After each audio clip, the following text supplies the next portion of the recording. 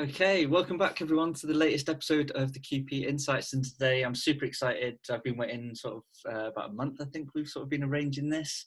Really excited, and Claire Markwick has joined me from the other side of the world, literally via Zoom. So thanks very much for joining me, Claire. Really appreciate it.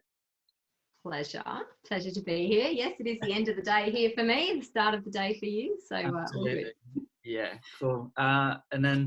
So Claire is a founder, a coach, a trainer, facilitator, and a speaker. I think I've got all that right. And yeah, again, I'll let you do your own introduction, as I always do, and then you can put across sort of who you are and a bit of your journey of how you've got to where you are right now, which is I find really interesting all the time to learn about other people's journey to sort of where they are and how they got to where they are, what they're doing now. So over to you, Claire. Thank you. Well, my journey into the sort of human behavior and human performance world is one that I couldn't have planned, to be honest. But I was having to think about it earlier, sort of in anticipation of this conversation. And when I think back, I sort of think to sort of 15, 16, doing my GCSE business studies.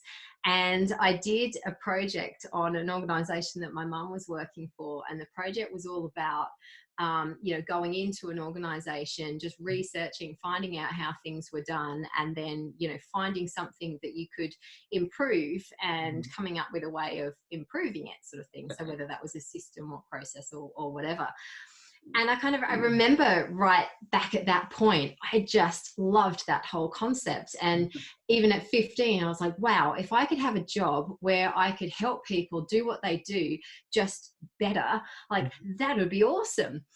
And it's really funny now, just reflecting on that, some like 25 years later, I'm like, that's exactly what I'm doing. But it wasn't a planned, it wasn't a planned path. It wasn't kind of like at 15, I knew exactly what I wanted to do. And here I am at 40 now doing it. It wasn't that at all. I've kind of, done this and still got to that point. So I just thought that was quite a funny little reflection this afternoon as I was driving home.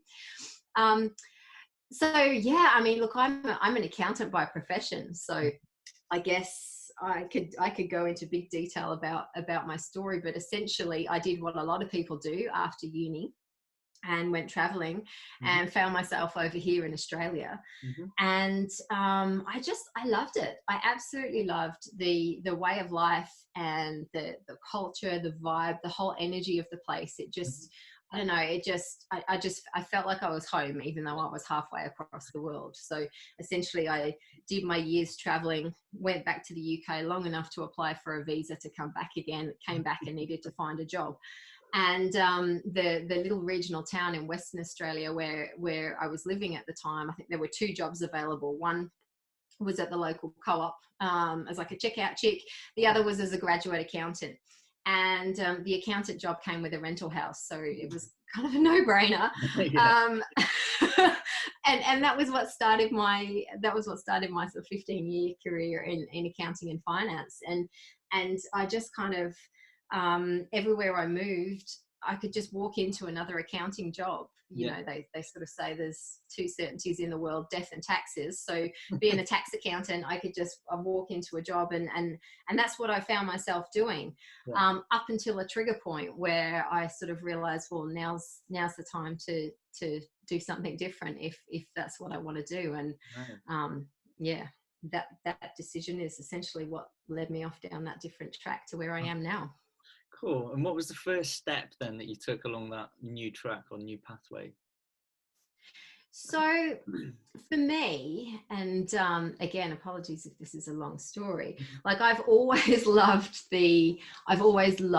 certainty and being in control. And I think that's why, particularly when I was younger, pre-kids, I loved accounting. It was black and white. There was right and wrong. There was no grey. There were the regulations and things had to be done a certain way. And I loved that. I loved the completeness of it. And thrived. I was good at it. Then children came along. And after my first son went back to work and everything was just as it always was. After my second son was born, that was kind of the first trigger point for me. That was kind of like everything's the same, yet everything felt completely different to me as a person. And that was kind of the first indication that I had that maybe my perspectives on things had changed, my priorities had changed, what I value had changed. But at the time, like those words are only words I can articulate now because of the study and the work that I've done on myself. At the time, I was like, what the hell's going on? Like my life was so controlled. I was so like in this little box, and I knew exactly what was what. And now all of a sudden I'm like, it's like that box has just been shaken up and I had no idea what was going on. And it actually got me into quite a dark place. But I probably did what a lot of, particularly women, I'll go out on a limb and say women do, and just got on with it. It's like, well, this must just be what adulting is. I'm a mum now, I just get on with it. And I kind of pushed those feelings that I was feeling aside and down, and sort of gave myself this pep talk of, well, buck up, this is life now, isn't it? You're not always happy all the time. You can't always have things how you want them all the time. You're not a little kid anymore, just buck up. And that probably went on for another good sort of 3 or 4 years, until I stumbled. I don't know if you've ever done this, or anyone watching has ever done this, where you kind of got this feeling that you're supposed to be doing something else, or that there's more to what you're doing, but you have absolutely no idea what it is. So I found myself suddenly Googling every profession I could possibly Google. I was like, maybe I could be a dietitian. Maybe I could be an occupational therapist. I even looked into having a chicken farm, and, having enough chickens to lay enough eggs to sell them to kind of, do you know what I mean? Like I looked at so many different things. And as the Google algorithms and Facebook algorithms tend to do when you're searching for something, they suddenly start throwing a lot of ads at you. And I started getting a lot of life coaching ads on my Facebook feed and on my Google. And one of them happened to be bait enough for me to click onto it. And so, when you say what was the first step? All of that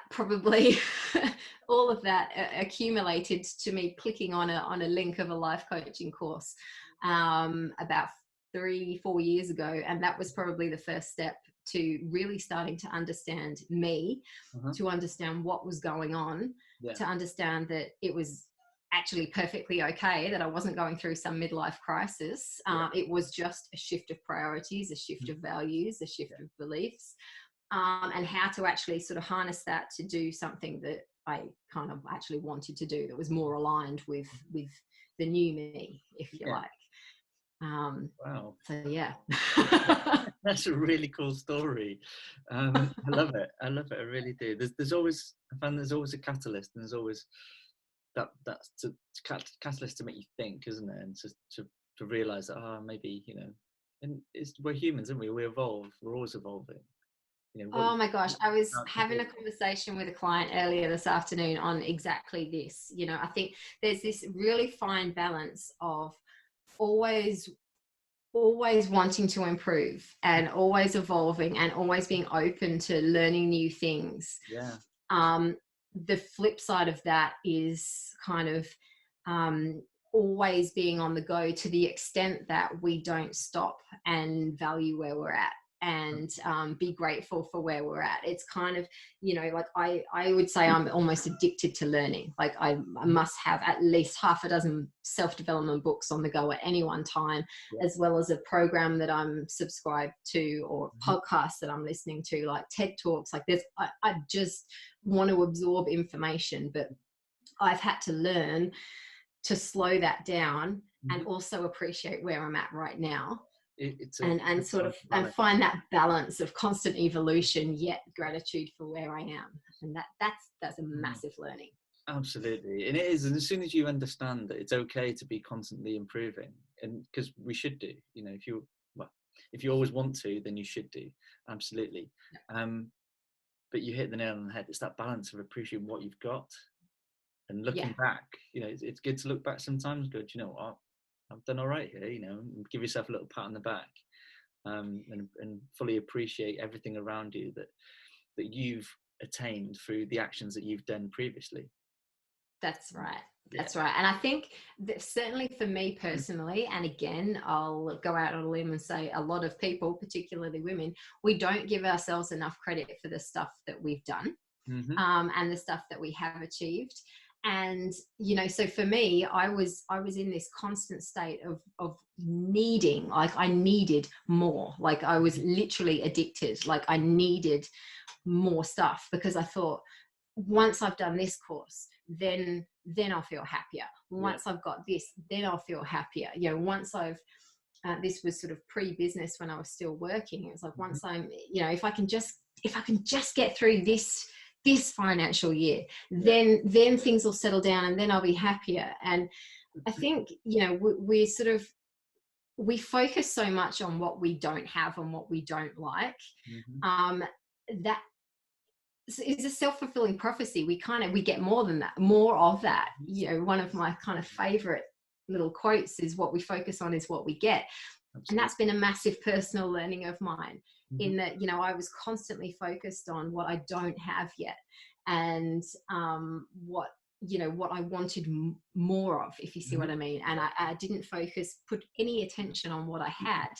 And it was, you know, denying me of the happiness and the sort of appreciation of everything that I've achieved up to that point. And, absolutely. You know, I'm really quite glad that I had that awareness eventually. It can be a very dangerous sort of path or spiral downwards if you don't appreciate what you get. You know, because again, if you're constantly critiquing yourself, you can be over critiquing yourself, and you can always it can sway you into a sort of negative view on life and on yourself. And that, if it doesn't get out of that spiral, it goes down and down and down and ends, you know, at the worst case possible. Absolutely. That destroys careers, that destroys relationships, that destroys health. Totally right. Yeah. It's good. You mentioned a point there about women. Wouldn't mind going back if you don't mind. So is there a reason why you think that women feel that they have to do more? And I don't want to get into the whole big debate about gender, and you know, that's a whole other conversation. We won't open that can of worms. No, but it would just be interesting to get your perspective on that, even if it's just, you know, for you as an individual, why you felt that way. Yeah, I think so. I mean, it is just a personal perspective, and I'm sure there'll be plenty of others that have other perspectives, but I generally feel, and this comes from a place of personal experience and obviously talking to friends and family, we put the role on ourselves that we're the ones that have to keep things together, and we're the ones that have to run the house and look after the kids, but we're still choosing to have a career or a business at the same time. And we put this pressure on ourselves that we have to do absolutely everything. And certainly from our family experience, so a bit of a story to put a bit of context to it. When we moved from Western Australia to New South Wales, we moved for my husband got a job over here. We wanted to move back this way, and he got a job over here. A few months in, realized that it was probably not the best career move for him, didn't enjoy the work. And at the same time, I had been headhunted for a full-time financial analyst role.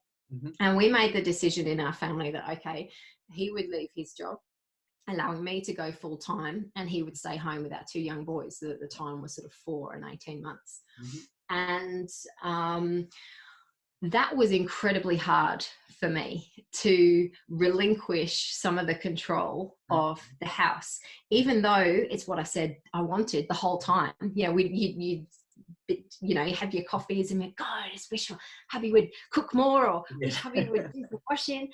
But like deep down, like I couldn't relinquish the control of that. And so I had my full-time job, but I'd still come home and feel like I had to be the one to cook. I had to be the one that cleaned. I had to be the one that did all the washing. And thank God I have a husband who is very self-aware and very aware of everything around him, and he's not afraid to pull me up.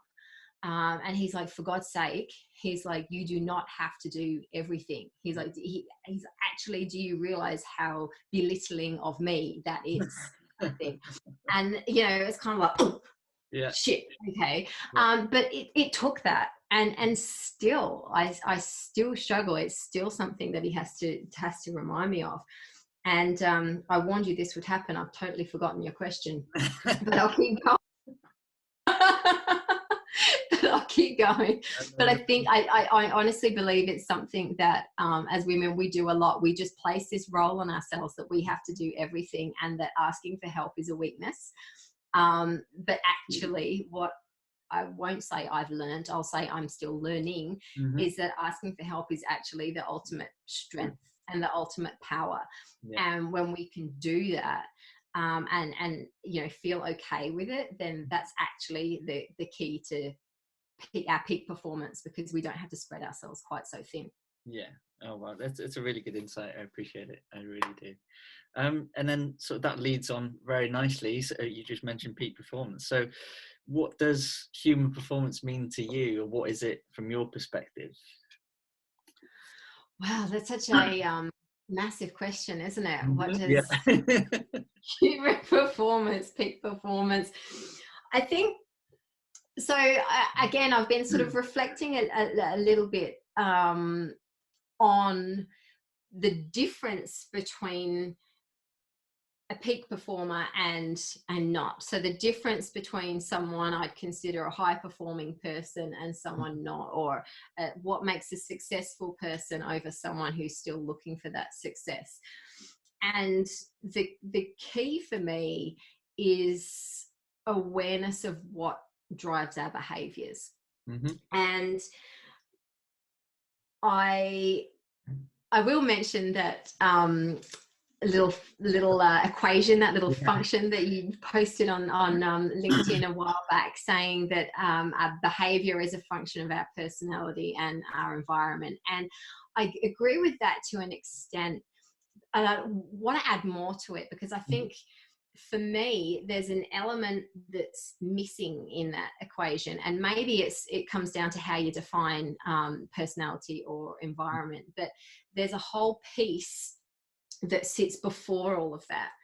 And it's kind of, it's at the core of us, and it's what drives us. So to me, the kind of the key for peak performance, for success, is understanding our values, understanding our beliefs, understanding, like, knowing our standards and the sort of the frameworks that we set for ourselves. Because it's really easy to say what we want. So, you know, for example, you know, how many people set the New Year's resolution of, you know, I'm going to lose weight and get fit. I'm going to lose weight. I really want to. I'm sick of my jeans being really tight. I'm going to lose weight and I'm going to get fit. What percentage of those people are still going to the gym and eating healthy by March? I would say not very many. And the reason is we set these kind of goals for ourselves. We call them goals. But we don't understand that what we're speaking consciously and saying that we want consciously is actually completely out of alignment with the core of us, with what we value, with what we believe to be true. And that's not to say that we're doing it, you know, to jeopardize ourselves and to self-sabotage ourselves. We don't even have awareness of it. So for example, that person who says, I'm going to go to the gym every day and I'm going to lose weight, I'm going to get fit, they might have the unconscious belief of, well, people who go to the gym are kind of arrogant, self-centered, up themselves people. And, you know, if I'm going to lose weight, then that means I've got to stop it.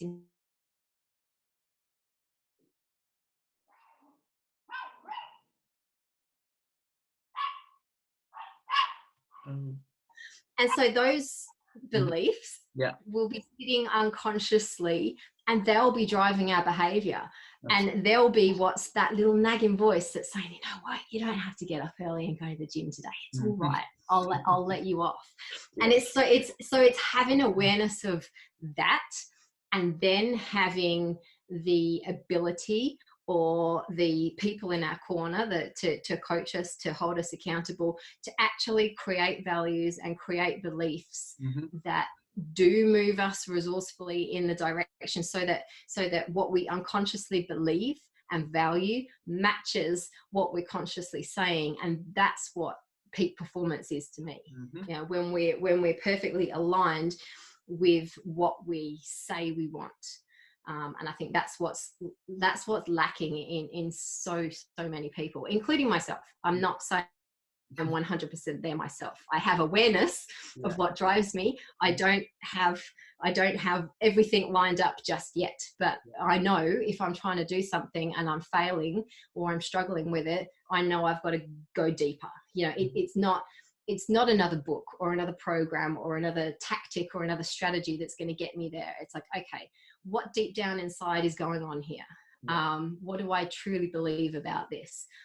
Is that what I want to continue believing? Yes, no, let's do something about it. So that's what peak performance is to me. I like it. It's key. Self-awareness is so fundamentally important to anything about performance. Like, say, if you don't understand yourself, then you how do you know what works best or what you really want? Absolutely.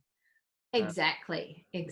And I think, you know, more than that as well, you know, like we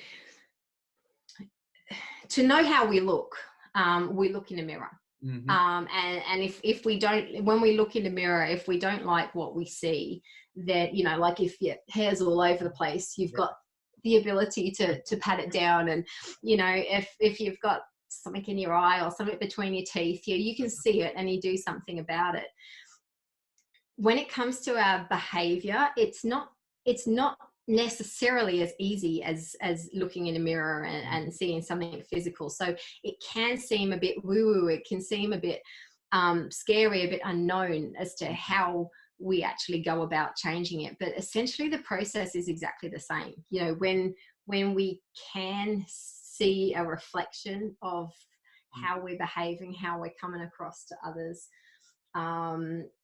we might not like what we hear or what we see, but we've then got the responsibility and the power to do something about it. We can sit in our own little narcissistic bubble and just continue doing what we're doing if that's what we want to do, and that's fine. But if we don't like it and we want to change it, then it's up to us. It's our responsibility, totally. Absolutely. And absolutely. Well, one point, I can't take credit for that equation. That wasn't me. That's Kurt Lewin, 1936. Like it before anyone sort of says it wasn't you. And then the other point we just mentioned there, sort of getting a mirror of what your actions are, your underlying behaviours. Are your beliefs, aren't they? You are what you think you are. So that's usually a good indicator of your values. Your personal values is what you do, not what you say. And so I love feedback, I did a big post on it yesterday because I haven't been asking for enough feedback. That's, to me, feedback is like a mirror, holding up a mirror or numerous mirrors to get feedback on you as an individual. But I think there has to be an awareness as well. There's a danger because it's other people's perception of you.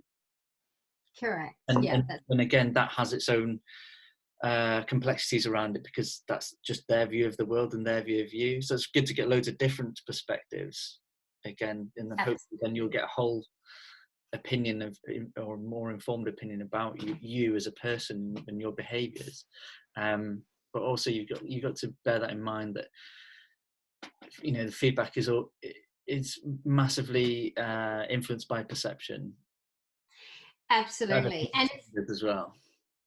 Yeah, and I guess it's like, you know, let's keep that reflection analogy going. It's like, you know, you walk past a shop window that's tinted, and you know you'll get one perception of yourself. You go into a public toilet block that's just illuminated with the brightest fluorescent light possible, and it's like, holy shit, how did I not see that in that shop window? So it's the same thing.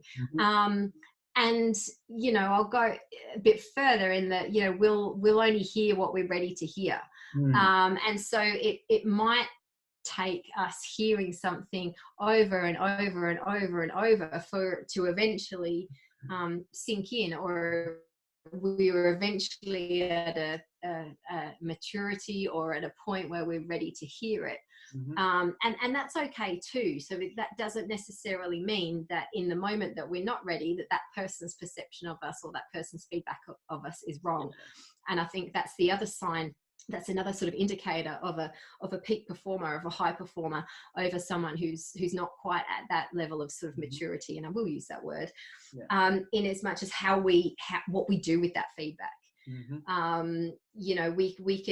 can accept it gracefully, and we can take from it what we're ready to take from it, and we learn and grow, or we just sit back and go, well, no, you're wrong. No, you're wrong. I'm perfectly fine. I don't believe you. I don't think you're right. And again, that just kind of shows where we're at in our level to be ready to hear this kind of stuff, if that makes any sense. No, it does, absolutely right. And there's, I had a point flash into my head then. That was it. It's about people's willingness to tell you their opinions as well, truthfully and honestly. And again, a bit more complex in organizations perhaps, where it's a business transaction rather than a personal transaction. I don't know, it depends on the state of the team or the people that you're speaking to or dealing with. But I love a close friend of mine and a mentor a few years ago told me that real friends tell you what you need to hear, not what you want to hear. Yeah, I really like that. I was like, that's a really good, and it's on those real friends to tell you what you need to hear. Whether you're willing to listen or not is again, it's loads of complexities that come into it, aren't there? Totally. And flipping full circle back to my husband, he will tell me as it is, like if I'm putting an outfit on to go out, he'd be like, I wouldn't wear that top if I were you. And to a lot of guys, you'd be like, oh my God, did you just say that? But, as much as it kind of, at the time made me go, oh, I kind of quite like this top, but okay. It's having the honesty to say what needs to be said from, I guess, if the intent's coming from the right place. If you're saying that. Yeah, I was just about to say it, yeah. It is. Yeah, if you're saying that just to be spiteful, or just to gain a bit of personal significance, or to to get back at someone, then that's not valid feedback. It's not valuable feedback for anybody. But if the intent is there and the person is at that level where they're willing to accept it, whether they like it or not, then that's kind of where. That's kind of where it needs to be, I guess. Like there's this level, there's this kind of I'm picturing a model in my head of thinking, and it, we sort of elevate our thinking as we go up through this model, and kind of partway through, it doesn't feel good to me, but it's good for me, it's good for others, it's good for the greater good, So at some point we'll get to the point where we appreciate if it's good for us and it feels good. But that step to sort of being comfortable in this unresourceful space over here, to being comfortable in this really peak performing resourceful area here, starts with doing things that don't feel comfortable. It's accepting, it's hearing things that don't sound nice. It's learning things about ourselves that we don't necessarily like, but that's the process that we've got to go to get from this sort of unresourceful spot to the resourceful spot. So that's where that really sort of honest, valuable feedback really helps. Yeah, no, 100% agree with you. I really do. It's a good little model. I like that. I like the sound of that. So another question for you. Now that so obviously you originally from the UK and you moved to Australia a long time ago. a And long time ago.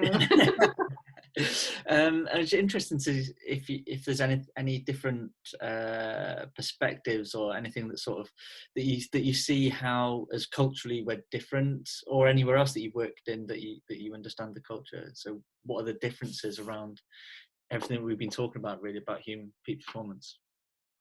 I think, and it's a really massive question to answer without generalizing to a huge extent, because there are going to be pockets of every extreme everywhere. And so I could say something and someone watching could be like, well, no, that's not at all what happens in the UK, or no, I've never seen that happen in Australia. So take it as it's intended. It's again, it's my perspective. It is generalizing, but as I say, when I came traveling here after uni, there was something that I couldn't quite articulate. It was a feeling, and I'm a very intuitive person, and I tend to just trust my gut, and I'll follow my gut on a lot of things, and I just knew when I first stepped foot here that I needed to live here. There was something about the whole culture and way of doing things. Now, whether that was just a physical thing of, there being more space, whether it was more sunshine, whether it was the sort of happy-go-lucky kind of vibe, other than a few short periods of time, a few months at a time, I've always lived regional, in small little country towns. So whether that has a bearing on it, if I was living in Sydney or Melbourne, would my perspectives be different? Probably. But I feel very generally that there is more openness and more willingness to want to try new things and just give it a crack, that old Aussie, just give it a go. Sort of, there's a lot more of that mentality, I personally feel. I felt and I was only in the UK up to being about 21, so my perception of the UK is also based on what I'd call the young immature me as well. But I felt very much more in a box. It's like, this is how things are done. Whether that was the younger headspace, whether that was the time 20 years ago, whether that was because I was in cities there or bigger centers there and I'm now regional, I don't know. But what I do know is that there just seems to be this more relaxed, let's give something a go sort of feel here. And that's what attracted me to living here, and that's why I enjoy what I'm doing here, because there's this just perception of this feeling of there's more in me, help me get this out. That's kind of the people that I seem to be attracting, working with me on all different scales, whether that's in a corporate team or whether that's an entrepreneur with an idea, or everything in between. It's people who have got this deep rooted feeling that there's something more and they need help getting it out, and that's what I see a lot of here. Cool, that sounds amazing. Really good. Pretty cool. I appreciate it. I do. I appreciate it. I'm always interested to learn about different cultures. I've only spent 2 weeks of my life out in Perth. That's the only time I've ever been to Australia. So again, it's nice to get different understandings of different cultures, which is really good. Thank you. And it is different, the Western Australian culture is very different to over here in New South Wales, which is very different to Queensland, which is different again to Canberra, and Victoria. I haven't spent a huge amount of time in Victoria, but every time you go to one of those places, it is just that little bit different. And I think the scale of this country, that's why it makes it so hard to generalize it as a whole. But you get the gist of what I'm saying. Cool. Just to sort of finish off, is there any sort of key influences, whether it be people, places, something that you did that shaped to where you are now with the coaching and sort of the development of others, that you could share with us? Oh gosh, I think there's been so many. So my that ad that caught me those years ago on Facebook, that was with a coaching school called the Coaching Institute in Melbourne, and that was really the starting point for me. It kind of was opening my eyes to this whole personal development, human behavior kind of world.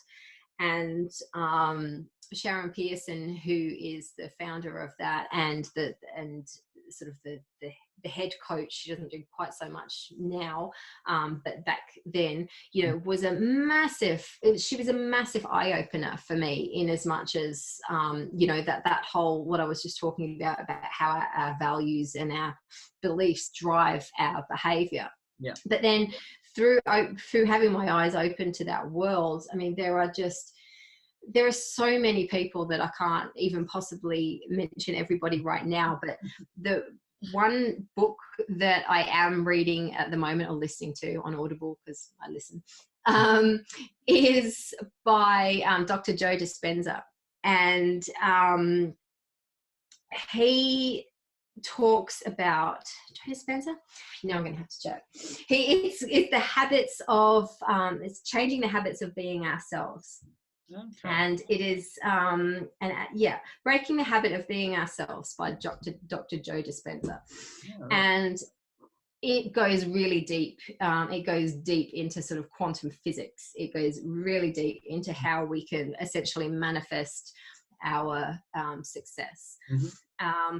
But the concept of that, it really resonates with me. You know, one of my core values is responsibility, and we sort of touched on it a little bit earlier, in as much as you know, we are ultimately responsible. We'll get to a crossroads, or we'll get to, you know, a defining moment, or something will happen. Mm-hmm. And we can choose one path or we can choose another, and ultimately that responsibility lies with us. You know, so I think if we're at a crossroads in our career, in our business, in a relationship, in our life, mm-hmm. And we're expecting circumstance to change to make it all better for us, or we're expecting a person to change, or we're expecting someone to come along and rescue us, or something to come along and rescue us, then we're totally deluding ourselves. You know, the responsibility for what we achieve and what we do with our life is completely ours. And so that learning, to me, is pivotal. And I think every human development, leadership development, personal development program probably stems from that same sort of theory. So mm-hmm. there's probably too many different influences to kind of name exactly who that thinking originally was, but that's the big influencer to me. That's the key to me. It's taking responsibility for our own success. Yeah. And, you know, having the awareness to know how we personally ourselves are influencing that, or affecting that, or limiting that, or uh-huh. whatever it is that we're doing. I love that responsibility piece. I realized it a few years ago, and it's so empowering. And what's the word? I can't think of a word, but because if you take responsibility for every single thing, positive or negative, then it's all on you, and that unleashes so much external pressure. Like, nothing else matters. It's the decisions that you make at that time will bear the consequences. Yes, okay, the world is complex, it's all interrelated, and everything has sort of a cause and effect over time. But it's on you, and it's the earlier that you understand that and adopt that, then life is, for me, can become so much easier, because every decision, every reaction, right or wrong, is on you. And if you take responsibility for it, it's so empowering. Even in the massive failures, like, there's no blame. It's like, okay, this is my fault. What have I done to create this? Okay, how can I get out of it? If I've created it, I can get out of it. That is exactly right. And those sorts of questions are just phenomenal, because someone could hear this and then sit there in a whole heap of blame and Yeah. shame Yeah. and fear, and we're like, but you said I had to take responsibility, and oh no. But it's asking ourselves those exact questions, like you asked, like what did I do to get here? You know, what could I do differently? What prompted this to happen? What caused that chain reaction? How could I have thought about this differently? It's that constant reflection. Yeah. And I did a leadership summit a couple of months ago, and I was talking about self-awareness, and someone asked, you know, oh, this is great, but how do we do it? Like, how do we get self-awareness? How do we become self-aware?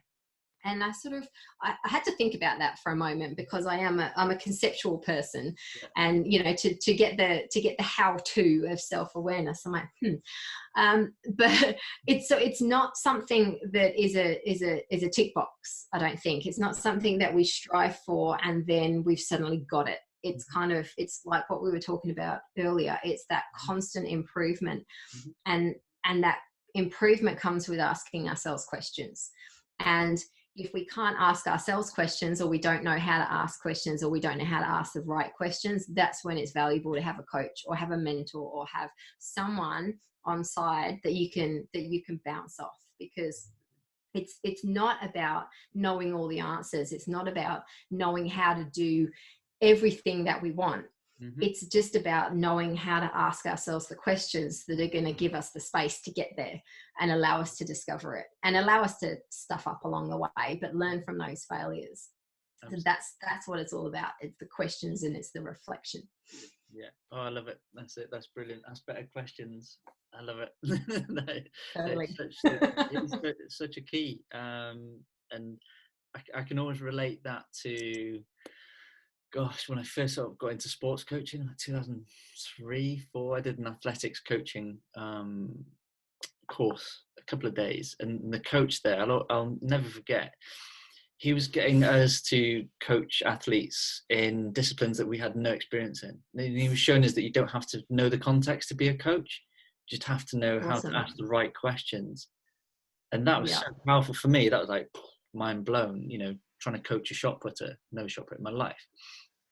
But we increased their performance through just asking them to give us the conceptual experience from what they should be feeling, looking like, doing, what they should look like from their sort of mind's eye, and what I'm seeing as the coach.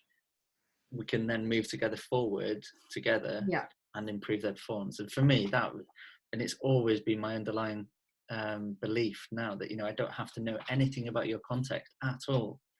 I just need to get the right answers out of you that will open up everything and open up, you know, sort of the person that I'm speaking to, their mind, and get them to understand it. I don't need to find the answers. I just need to ask the right questions so you get the answers that you're looking for. Totally. And it, you know, it sounds really hippy dippy or airy fairy to sort of say, you know, oh, you've got all the answers within, but we really do. Like we really do. And again, I was having this conversation with a client earlier. You know, she was sort of explaining a situation, and she sort of said, you know, I don't know if you've got experience in that, if you can help me in that. And I sort of had to have that same conversation. I was like, whether I have experience in that exact situation you're talking about or not is actually irrelevant in the whether I can help you or not, because as it's you will know the answer to it. I just need to ask you the right questions. And the fact that we're now talking about this, we were talking about that a few weeks ago, and actually the questions that we spoke about then are the exact same questions that are relevant now. And again, it all comes back to beliefs. It all comes back to values. It all comes back to that core alignment of what's driving the behavior. So we don't need the complex strategies on how to do X, Y, and Z. We just need to, well, we do need them as well, but before we have them, we need to understand what is driving us and how to elicit out of ourselves what deep down we already know. And I think what you just shared there is a perfect example. Like, you don't need to be the expert in everything. We're experts in human behavior, in how people think, in how people can perform better. Yeah, absolutely. The discipline that they want to perform better in, it doesn't matter. The thinking of how to improve that performance is the same, regardless of discipline. Absolutely, because we're all humans, like you said in that email. All humans. All humans. I love it, and I think that's a really lovely place to finish this discussion off. I really appreciate your time. For one, I appreciate it's evening over there now, so I really appreciate you taking the time to speak to me. Like I said, I've been really looking forward to this, and it's, you know, it's given me everything that I wanted it to give. So thank you very much. Awesome. No, I love this stuff. I could talk about it forever. So happy to chat anytime. Likewise. Cool. Thank you very much, Claire.